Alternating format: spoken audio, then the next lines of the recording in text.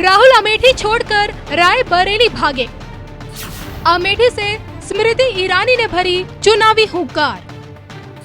दांव पर लगी गांधी परिवार की खोई हुई प्रतिष्ठा। कांग्रेसी केएल शर्मा करेंगे स्मृति ईरानी का मुकाबला। अब की बार अमेठी देगी किसका साथ? क्या ईरानी फिर से बनेगी अमेठी की क्वीन?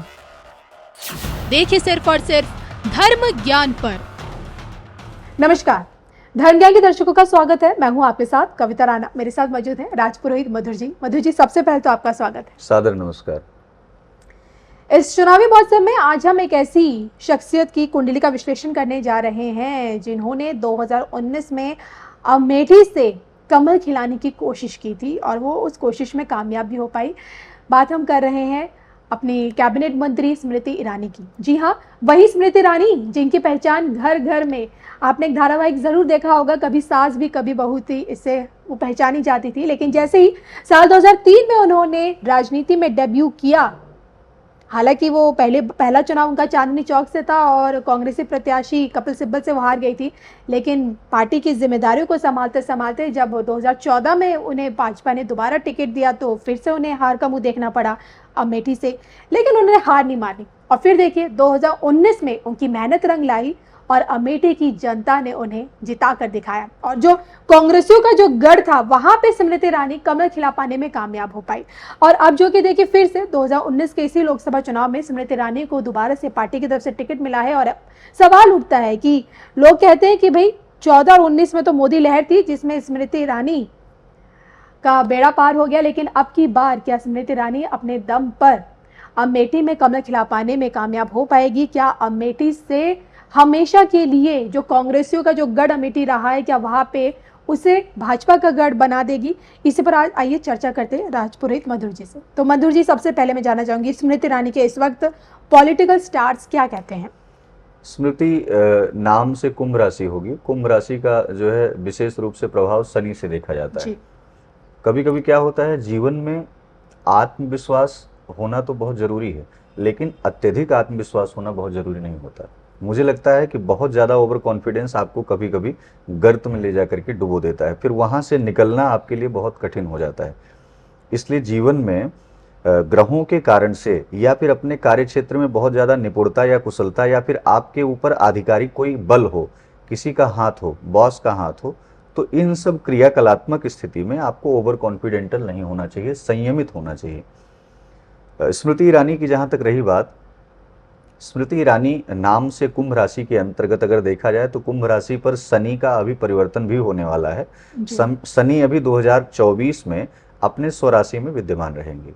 अब वहीं पर अगर देखा जाए कि शनि की परिस्थितियां राजयोग बना रही हैं कि नहीं बना रही हैं, यदि आप पिछली बार से सत्ता भोगी हैं तो शनि अपने आप में न्यायाधीश है। अगर आप जनता जनार्दन के साथ, अगर आप सत्ता के साथ जब जब अन्याय करेंगे, न्यायशील नहीं होंगे, तब तब कहीं ना कहीं शनि ही आपको जवाब देगा, जनमानस तो बाद में देगा। तो ऐसी परिस्थितियां दिखाई पड़ रही हैं। गुरु और मंगल के अत्यधिक बलिष्ठ होने के कारण से स्मृति ईरानी की जो कुंडली है वो बहुत ज्यादा ओवर कॉन्फिडेंटल प्रदर्शित करती है। अभी यही बात मैं कह रहा था, सत्ता में आने के लिए ओवर कॉन्फिडेंस होना जरूरी है, आत्मविश्वास होना जरूरी है, लेकिन अत्यधिक आत्मविश्वास जनता से आपको अलग थलग कर देता है, फिर आप जमीनी लेवल पर नहीं जुड़ पाते। लेकिन सत्ता का एक ऐसा सिंबल है जिसपे साक्षात स्वयं नारायण और लक्ष्मी विराजमान होते हैं, कमल का पुष्प।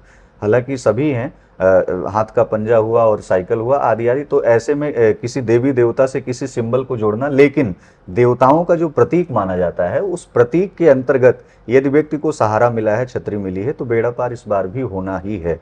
लेकिन परिस्थितियां थोड़ी सी गंभीर स्थिति में रहेंगी। गंभीर है क्या?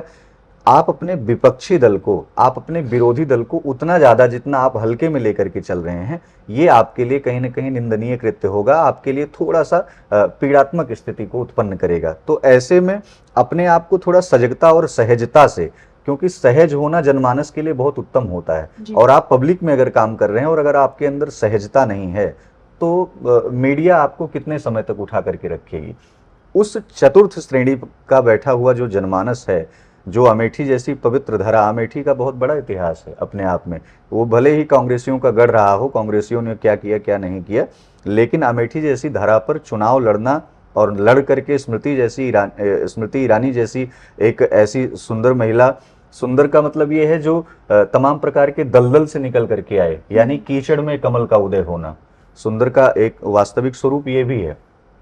तो ऐसी परिस्थिति में अगर वो 2019 के चुनाव में उन्होंने परचम लहराया था, तो 2024 के चुनाव में भी वो परचम लहराएंगी। लेकिन मुझे लगता है किसी भी ऐसी चीज को, किसी भी ऐसे व्यक्ति को, किसी भी ऐसे बिंदु को बहुत ज्यादा हल्के में लेकर के चलना उनके लिए थोड़ा कठिन साबित होगा। उसका कारण गुरु और मंगल की एक दशा, मंगल भूमि पुत्र माना जाता है। मंगल भूमि के कारण, जैसे हमने आपको यही बताया कि जमीनी लेवल पे आपको जुड़ना होगा। जब तक आप जमीन पे उतर करके उन जनमानस से नहीं जुड़ पाएंगे, वो चाहे लोकसभा का चुनाव हो, चाहे विधानसभा का चुनाव हो, तो ऐसी परिस्थिति में कहीं ना कहीं देखा जाए तो मंगल आपको थोड़ा सा मंगल नीच की स्थिति में है। तो कुंभ राशि का शनि और सूर्य की महादशा आना, और ऐसे में गुरु और मंगल का एक साथ होना, तो गुरु आपके कॉन्फिडेंस लेवल को तो बढ़ा रहा है, लेकिन शनि न्यायाधीश है।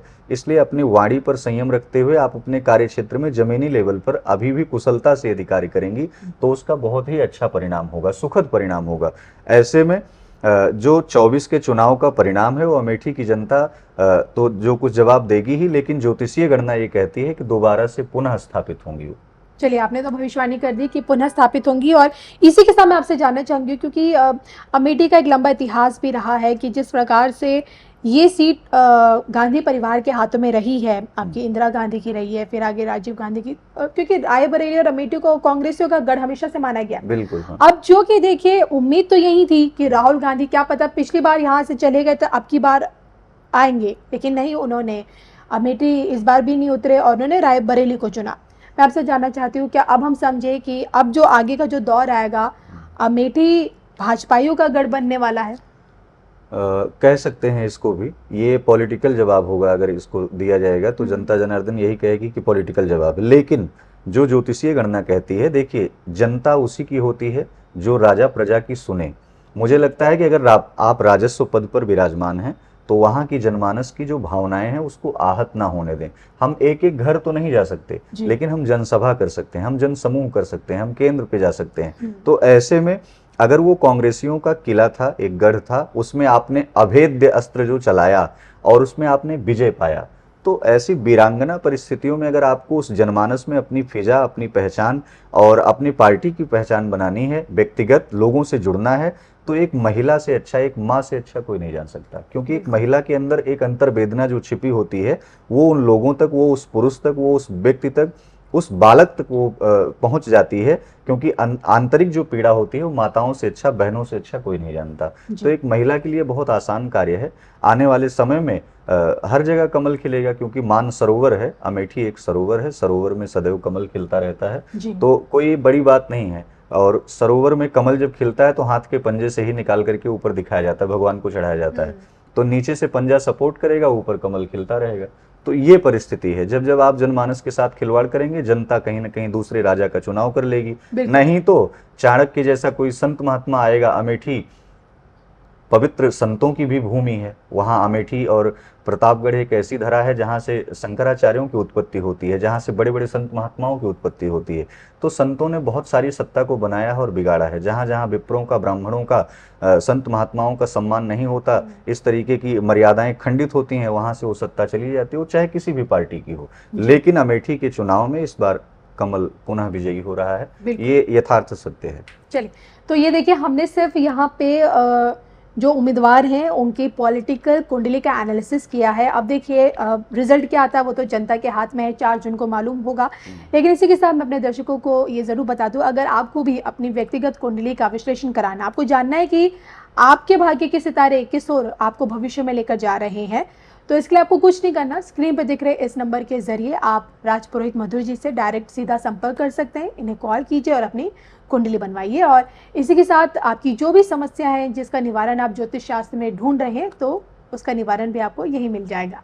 मुझे और राजपुरोहित जी को दोनों को दीजिए इजाजत। नमस्कार।